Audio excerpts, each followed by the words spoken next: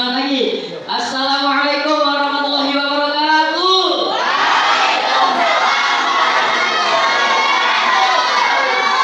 Masya Allah, yang jawab nih calon-calon penghuni surga semua ya. Amin. Alhamdulillah.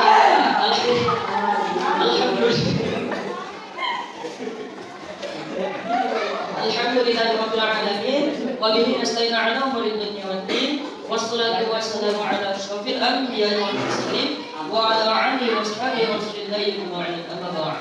Adapun tausiah yang akan saya sampaikan hari ini kepada teman-teman saya sekalian adalah tausiah tentang tingkat keikhlasan seorang manusia. Ada yang tahu berapa tingkat keikhlasan? Berapa kira-kira? Berapa? 100. Banyak lagi. Tingkat keikhlasan ada 3. Tingkat rendah, tingkat sedang, dan tingkat yang paling tinggi. Tingkat kita yang akan pertama kita bahas adalah tingkat keikhlasan yang rendah. Ada yang tahu contoh tingkat keikhlasan yang rendah? Ya, tingkat keikhlasan rendah adalah ketika kita beribadah. Contohnya ketika kita bersedekah dan kita mengharapkan balasannya di dunia, seperti kita beribadah, sholat duha, namun kita berharap kita akan mendapatkan rezeki di dunia. Dan ketika kita bersedekah, kita juga mengharapkan mendapatkan rezeki yang lain dari sedekah kita itu. Yang kedua, tingkat keikhlasan yang sedang. Tingkat keikhlasan sedang. Ada yang tahu contohnya?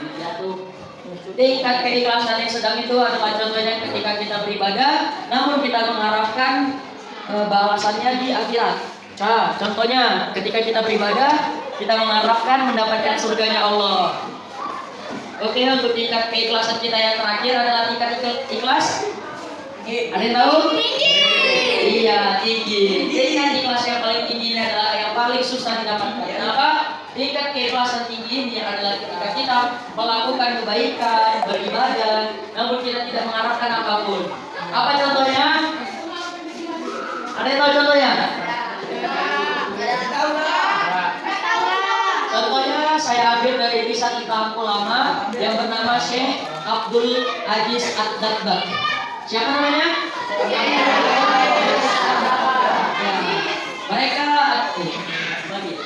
Dia adalah salah satu seorang ulama sekaligus ahli ibadah yang telah dicatat namanya yang telah dicatat oleh Allah akan masuk neraka.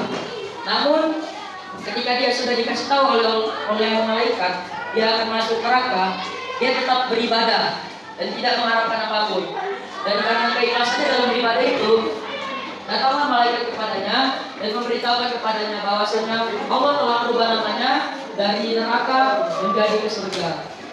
Ya, dari cerita tersebutlah kita mendapatkan hikmah bahwa kita harus memiliki tingkat ikhlas yang tinggi. Tingkat ikhlas yang tinggi itu adalah ketika kita melakukan sesuatu, ketika kita melakukan ibadah, melakukan kebaikan, kita tidak mengharapkan ganjarannya di akhirat maupun di dunia. Namun kita hanya mengharapkan ridho dari Allah Subhanahu wa taala.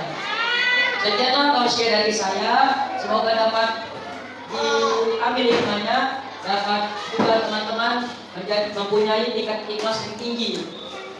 Sekian tausiah dari saya, semoga dari tausiah yang singkat ini kalian semua dapat mengambil hikmahnya, yaitu kita harus memiliki tingkat keikhlasan yang sangat tinggi. Billahi taufiq wal hidayah. Wassalamualaikum warahmatullahi wabarakatuh.